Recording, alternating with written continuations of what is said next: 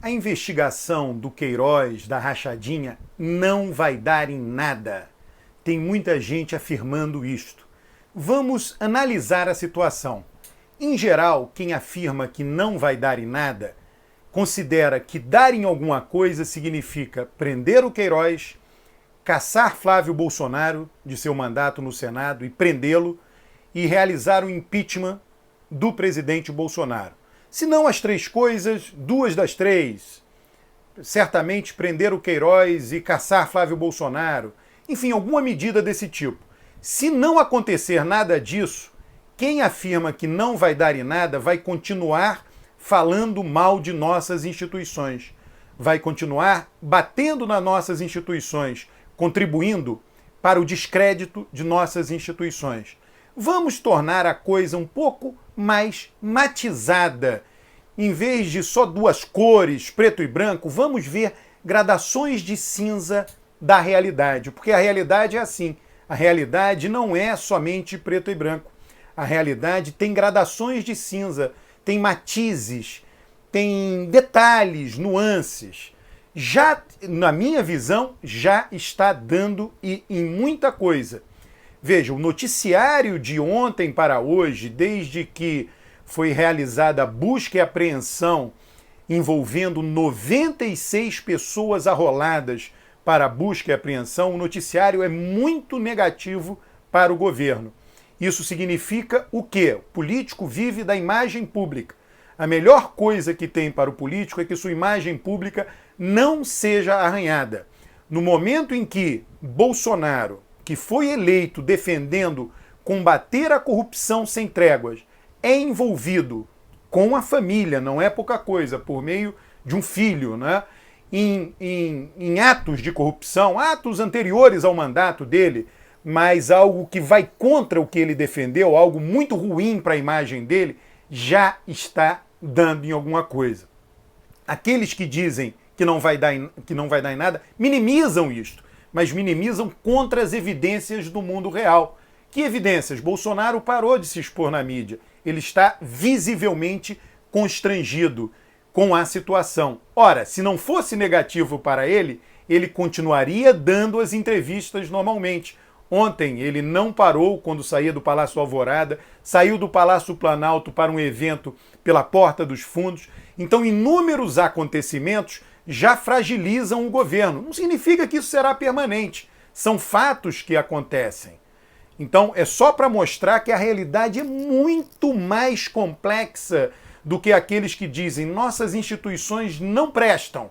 E a prova de que elas não prestam é que essa investigação não vai dar em nada. Ao contrário, a prova que elas estão funcionando é que somente o reinício das investigações com busca e apreensão já resultou num imenso constrangimento para o governo. Ontem os senadores já começaram a conversar, está isso nos jornais, artigos, vocês encontram. Os senadores já começaram já começaram a discutir, a conversar sobre o que farão com Flávio Bolsonaro. Qual será o destino? Ele vai parar no Conselho de Ética. Imagina, um senador eleito pelo Rio de Janeiro, com uma votação muito forte, eleito, puxado por seu pai, candidato a presidente, enfim, vitorioso, com uma votação também muito forte no Rio de Janeiro, vai parar no Conselho de Ética. Vai resultar em cassação? Tudo depende do que acontecerá em termos de investigação.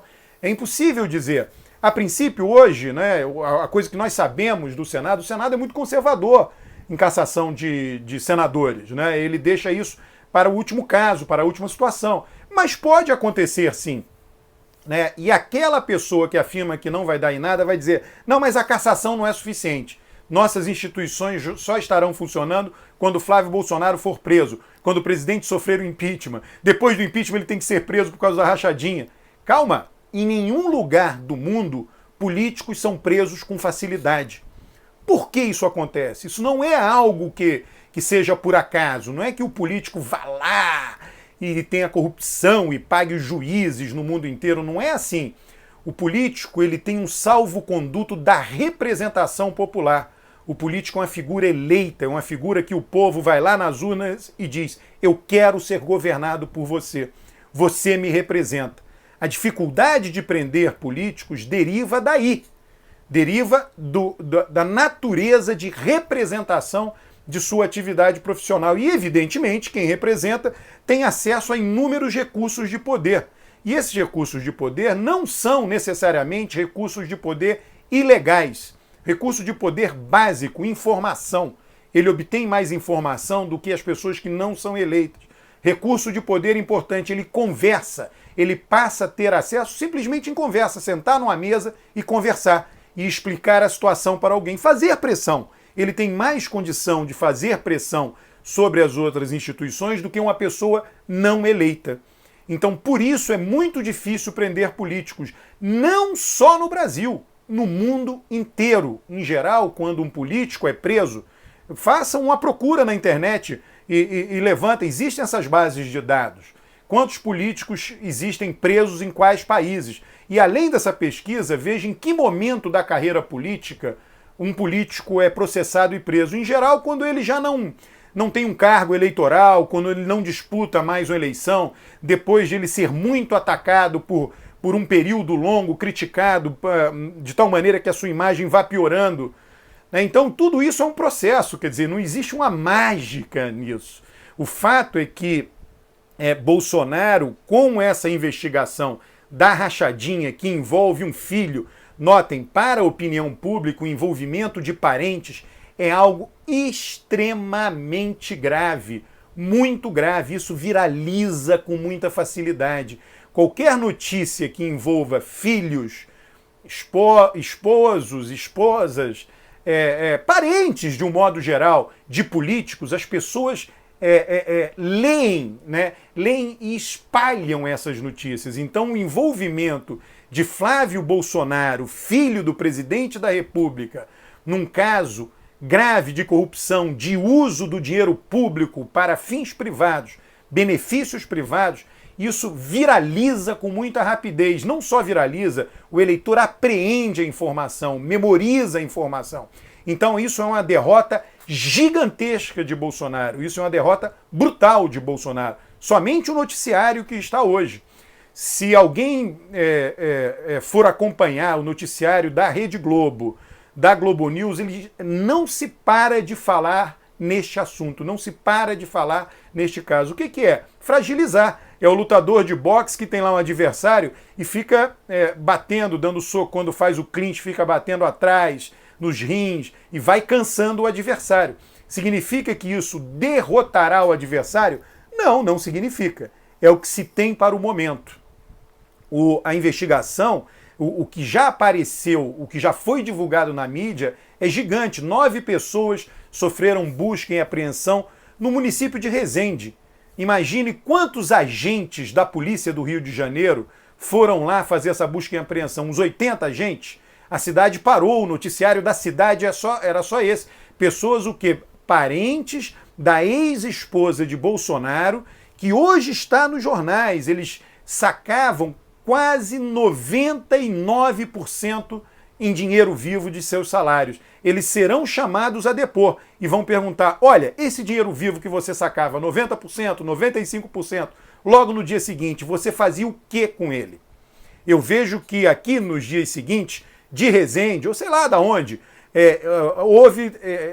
está aqui comprovado pelos dados do COAF, um dinheiro que foi depositado na conta do Queiroz. Você foi responsável por isso? As pessoas terão que responder. Elas estarão, e não são só 9 pessoas de Resende. São, se eu não me engano, a rachadinha envolve mais de 150 pessoas, em torno de 150 pessoas. A busca e apreensão realizada até agora atingiu 96 pessoas. Então, basta que um fale que o problema aumenta muito mais. Tem a relação lá da loja de chocolate. O Flávio Bolsonaro é sócio de uma franquia da loja Copenhague. Num período curto de 6 meses, algo no máximo isso, ele fez uma retirada que, somando, dá 120 mil reais. Não existe margem de lucro para um acionista que tem 50% de uma loja de uma franquia de chocolate que permitam a retirada de R$120 mil. Ele terá que explicar isso. Só que isso tudo caminha, é lento, não é uma coisa que aconteça da noite para o dia. Até explicar, o desgaste vai sendo enorme, o desgaste dentre aqueles que estão na política, o desgaste junto ao mundo político, a senadores e deputados, o desgaste junto ao poder legislativo, o desgaste junto a formadores de opinião, tudo isso é punição. Tudo isso significa está dando em alguma coisa. O não vai dar em nada é, de novo, é o tudo ou nada. O mundo não é de tudo ou nada. O mundo é imensamente povoado por gradações, por nuances, por detalhes. E a opinião pública também, Bolsonaro perderá apoio em segmentos da opinião pública por conta desta investigação. E repito, para finalizar, a investigação mostra que nossas instituições funcionam. Pode ser que elas não funcionem de acordo com a subjetividade de cada indivíduo, com as demandas subjetivas de cada indivíduo. Tinha que ser mais rápido? Podia ser mais devagar. Tinha que levar à prisão de todo mundo? Poderia não levar a nada, nem divulgação na mídia dos malfeitos. Então, o ideal, se depara com o mundo real. E no mundo real, Bolsonaro, sim, está sofrendo muito, tanto ele quanto toda a família, só por esse pequeno início da divulgação do que foi feito nas rachadinhas da Assembleia Legislativa do Estado do Rio de Janeiro.